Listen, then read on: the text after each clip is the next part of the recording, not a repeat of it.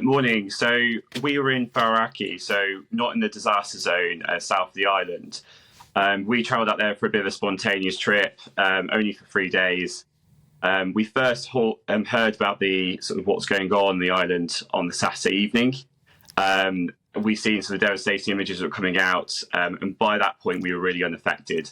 But we spoke with the locals who seemed really concerned what was going on. And as we received no real official advice, we went and spoke to our hotel managers, the local people, who said, basically pack your bags, because if the wind changed direction, it will be heading our direction. So we'd need to get up pretty quickly. We were meant to fly back on Saturday night, the early hours of Sunday morning. We went to the airport and it was absolute mayhem. It was almost like a war scene. People sleeping on the floor, getting medical attention on the floor. We were unable to actually get into the airport this time. It was just too busy. And our flight was delayed. So we decided we were one of the lucky people who had hotel rooms that evening, so we decided to go back.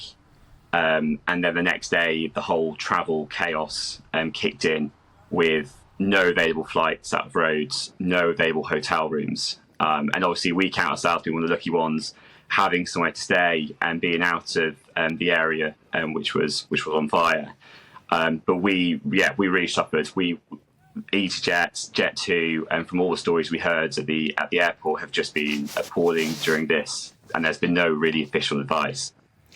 You can understand, I suppose, the hotel's response because the situation, by all accounts, changed quite rapidly on the Saturday. But as you say, the chaotic response of the airlines has definitely come in for a lot of criticism. Have you contacted your airline and spoke to them about any possible reimbursement or anything like that? Yeah, we were with EasyJet, we've been in constant contact with them.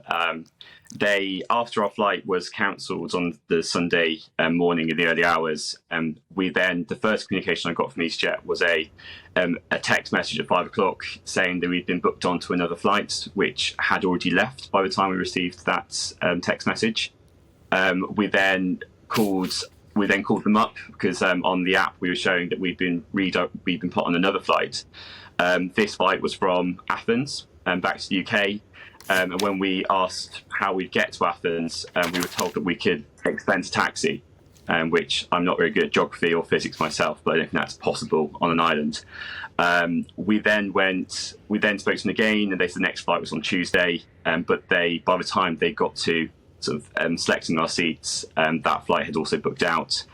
And by that point, they said, well, we offered you a viable alternate with the Athens trip back to UK.